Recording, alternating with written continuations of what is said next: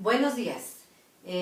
Ahorita vamos a presentar un resumen de lo que vimos en la asignatura de Metodología de la Enseñanza que se imparte como parte del doctorado en Educación. Sí, vamos a hablar de algunos autores muy importantes y trascendentes para la cuestión de la pedagogía y de la enseñanza. Uno de ellos, y que se considera el padre de la pedagogía, es Juan Amós Comenio. Juan Amós Comenio fue un teólogo protestante, filósofo y pedagogo que nació en Checoslovaquia en 1592 y murió en Ámsterdam, Holanda, en 1670. Vivió él una época de grandes conflictos donde había mucha guerra en Europa y también había muchos problemas entre la cuestión de los protestantes y los católicos. Obviamente eso implicó mucho a Juan Amós Comenio porque él se consideraba protestante y estaba en contra de lo que se hablaba o de lo que versaba la Biblia. No necesariamente todo en contra, pero de alguna manera era uno de los teólogos que cuestionaba lo que se decía en la Biblia, ¿sí? El panorama ideológico y político y religioso de ese tiempo era muy complejo y todo se explicaba a través de la Biblia, y eso pues precisamente causaba conflictos, y si alguien difería de esa posición, entonces le podía costar la vida. Por eso era muy compleja la situación. Ello hacía que muchos filósofos o teólogos pues no tuvieran tanta confianza de expresar sus ideas libremente, porque podrían correr riesgo su vida, ¿sí? Ahora, Juan Amós Comenio tuvo una obra que se le llama Didáctica Magna, que es su obra maestra, y que se considera un tratado de arte universal de enseñar.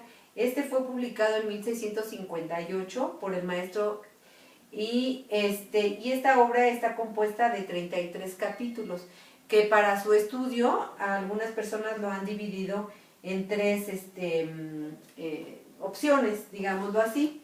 Ahorita les voy a anotar aquí las divisiones. Una es del capítulo 1 al capítulo 9. Aquí lo voy a poner capítulo. ¿Sí? La del capítulo 1 al 9 es de didáctica especial, ¿sí? Del capítulo 10 al 14, ¿sí? Se considera todo lo relacionado con la organización escolar, ¿sí? Y del capítulo,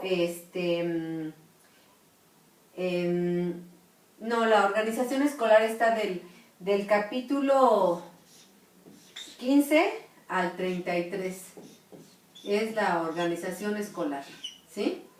Y del capítulo 1 al 9 es didáctica general, del capítulo 10 al 14 es didáctica especial y después viene la organización, ¿sí?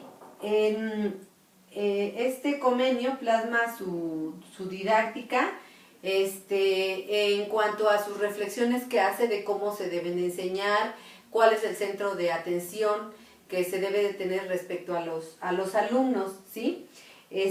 Analiza la relación del hombre y el mundo y su convivencia en sociedad, ¿sí? Y obviamente él, siendo un teólogo, se refiere muchísimo a Dios y a sus enseñanzas y a la forma de considerar a la naturaleza, ¿sí? Transformó en esta obra, Comenio, plantea una transformación pedagógica y coloca a los estudiantes como el centro del fenómeno educativo. Dice que al determinar que los profesores y los textos y aulas y métodos deben todos confluir en torno al estudiante. Ese es su postulado principal, ¿sí? Y él señala una frase que me parece interesante rescatar, que dice, y la quiero leer textual porque es muy importante escucharla por lo que encierra. Dice: Ciertamente hay que procurar que todos aquellos que tienen la misión de formar hombres hagan vivir a todos conscientes de esa dignidad y excelencia y dirijan todos sus medios a conseguir el fin de esta sublimidad. Entonces podemos apreciar cómo es su pensamiento y cómo se dirige él para expresar la importancia de que todos estemos conscientes y de hacer conscientes a los alumnos y a todos los, incluso los papás, para saber enseñar y qué enseñar a los alumnos, ¿sí? Aquí podemos observar su preocupación por la enseñanza y por iniciar la transformación educativa desde edades muy tempranas, desde niños, porque esto no nada más se debe de dejar digamos, como responsabilidad a las escuelas, sino se tiene que dejar también a los padres y hacer conscientes a los padres y a la familia entera y a la sociedad que todos somos corresponsables de esa enseñanza, ¿sí? Dice que el asunto fundamental del proceso educativo está en el aprendizaje y todo lo demás que compone la actividad de la enseñanza debe concebirse y funcionar como facilitador de dicha actividad, ¿sí? Estos preceptos que mencionaba Comenio siguen vigentes, no han cambiado, y por eso esa obra se conoce como una obra de didáctica tradicional y que sigue vigente, ¿sí? Él, en esta obra de didáctica magna, plantea dos principios del método de enseñanza, ¿sí? Uno de ellos es que todos los conocimientos deben graduarse cuidadosamente según la comprensibilidad, ¿sí? Es decir, de acuerdo a la edad del niño es como se le debe ir dosificando lo que se le va a enseñar, ¿sí? Y que los profesores deben de utilizar todas sus facultades, todos sus sentidos, todas sus experiencias para tratar de entender al niño, ¿sí? Y también tratar de hacer efectiva y propicia la enseñanza, ¿sí? Entonces consideramos que Comenio fue un transformador y que nos deja un legado muy importante a quienes nos dedicamos a la profesión docente. Ahora, en el punto de las dimensiones didácticas, se conocen o se consideran 3 dimensiones didácticas y ello nos involucra los aspectos de enseñanza, aprendizaje, instrucción y formación, que se pueden aplicar a todos los procesos formales y no formales de enseñanza.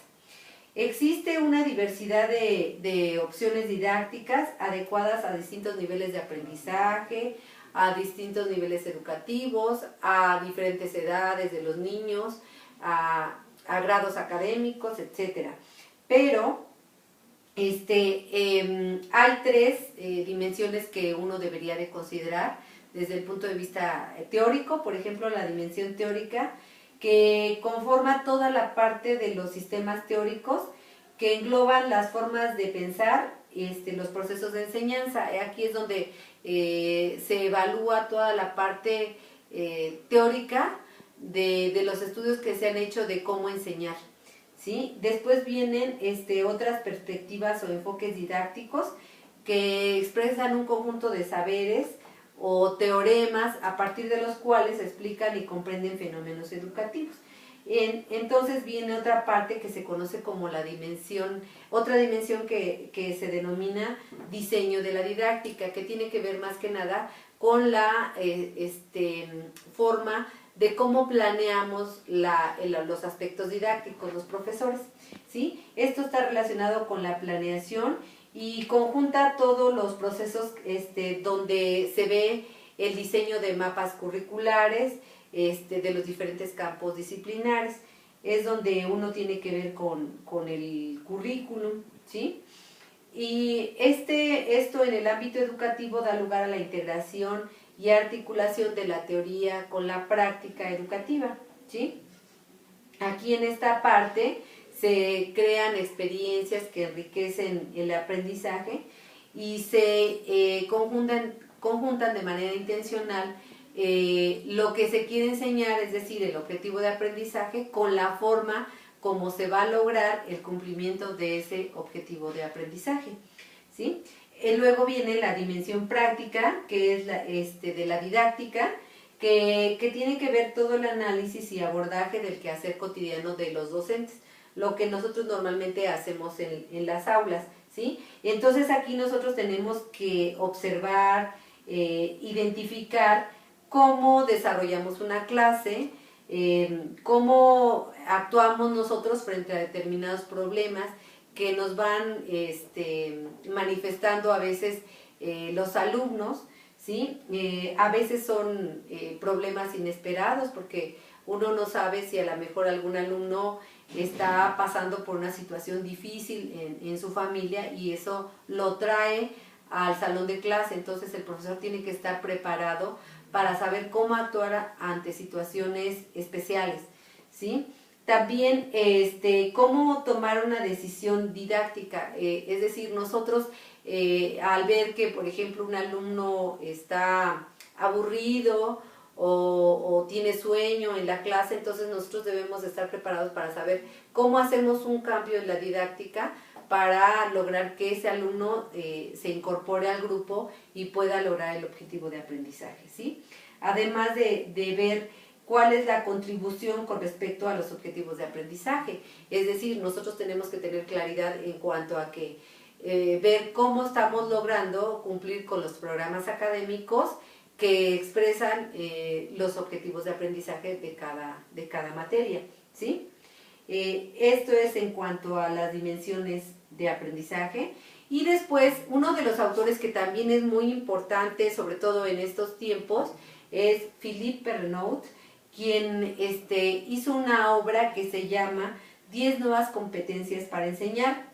Y en esa obra engloba muchas circunstancias que ahora se consideran un poco novedosas y que tenemos que tener en cuenta los docentes.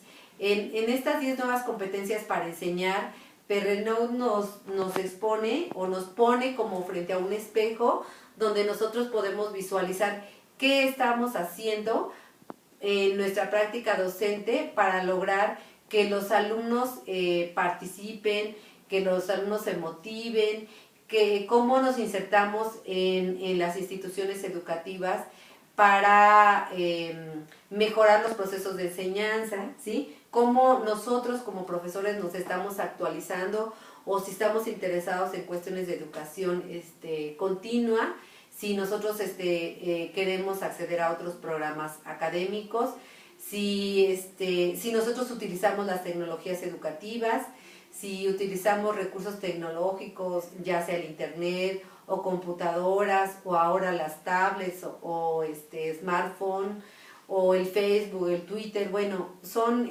recursos tecnológicos que él también plantea que pueden ser de gran ayuda para la cuestión didáctica. Entonces, aquí nosotros pues nos debemos de plantear qué hacemos o qué estamos haciendo como profesores para lograr estos objetivos como docentes, ¿sí? Y entonces él nos plantea 10 competencias y la primera de ellas se llama organizar y animar situaciones de aprendizaje, es decir, motivar procesos de enseñanza. La segunda se denomina gestionar la programación de aprendizajes, es decir, tenemos que hacer una planeación didáctica y tener muy claro qué vamos a enseñar, en qué momento, en qué lugar, con qué recursos, ¿sí? Después viene la competencia 3 que dice elaborar y hacer evolucionar dispositivos de diferenciación.